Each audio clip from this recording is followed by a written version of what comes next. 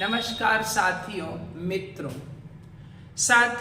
आज मैं इस वीडियो के द्वारा बायोलॉजी के एक इम्पॉर्टेंट टॉपिक ब्रायोफाइटा को डिस्कस करने की कोशिश करूंगा।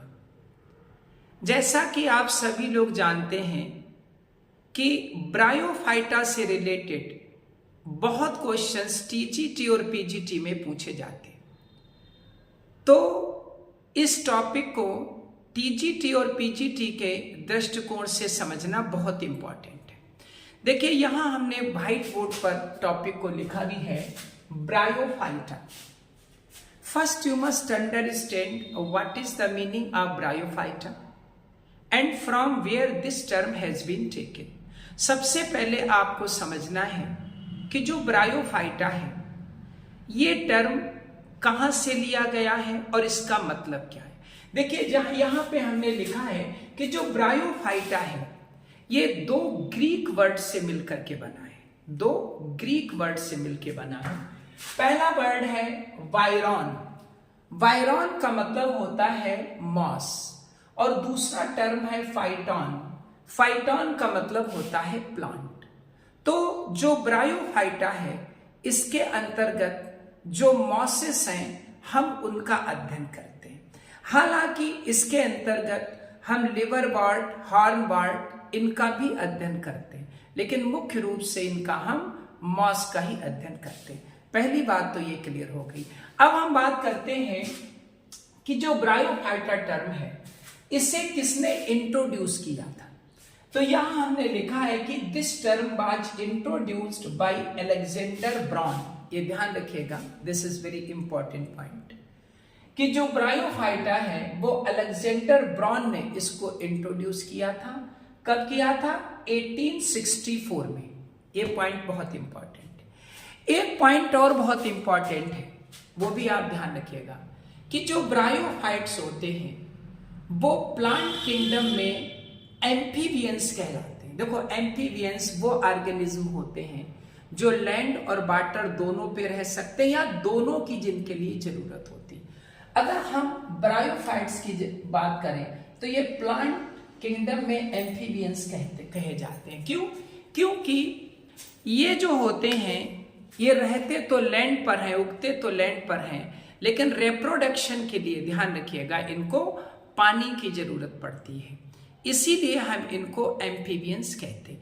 एक पॉइंट और समझिएगा, ये जो ब्रायोफाइट्स हैं, ठीक है, ये नॉन वेस्कुलर प्लांट्स हैं। ये ध्यान रखिएगा, इसको आप नोट कर लीजिएगा। ये जो है नॉन वेस्कुलर प्लांट्स हैं। नॉन वेस्कुलर प्लांट्स का मतलब क्या है कि इनके अंदर जो है वो वेस्कुलर जो टिश्यूज होते हैं, जैसे जाइलम फ्लोएम, वो नहीं होते। हम जानते हैं कि जाइलम फ्लोएम का क्या वर्क है। जाइलम जो होता है वो भूमि से, जमीन से पानी और न्यूट्रिएंट्स को लाता है, जो प्लांट की लीव्स और प्लांट के डिफरेंट पार्ट्स में पहुंचाता है, जहां फोटोसिंथेसिस होती, और जो फूड बनता है, the food which is prepared during the process of photosynthesis, जो फोटोसिंथेसिस के दौरान जो भोजन बनता है, जो फूड बनता है, उसको फ्लोएम जो है वो पत्तियों से और प्लांट के डिफरेंट पार्ट्स में ले जाता है। ये हमारे वेस्कुलर टिश्यूज कहलाते हैं। ये जो ब्रायोफाइट्स होते हैं ये नॉन वेस्कुलर प्लांट्स हैं, ध्यान रखिएगा। मतलब इनके अंदर जाइलम फ्लोएम नहीं पाए जाते।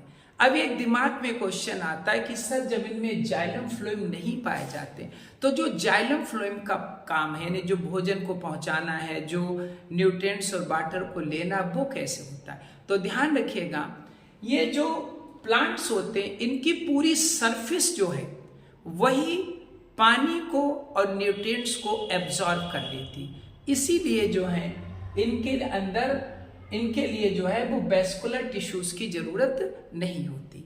एक लास्ट पॉइंट आप लोग और समझेंगे, क्योंकि इसके कुछ, ये ब्रायोफाइटा के कुछ और भी पार्ट्स हम बनाएंगे। फर्स्ट पार्ट है, और भी पार्ट्स बनाएंगे। इस वीडियो का एक लास्ट पॉइंट और समझेंगे।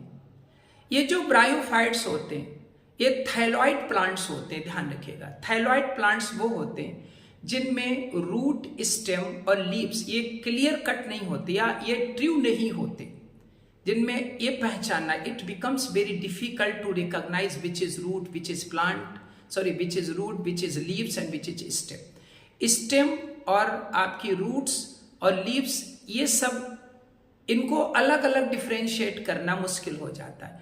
तो ऐसे प्लांट्स जिनमें real root, real stem, real leaves नहीं होते, जो सब एक ही होते, वो थायलॉइड प्लांट्स कहलाते हैं।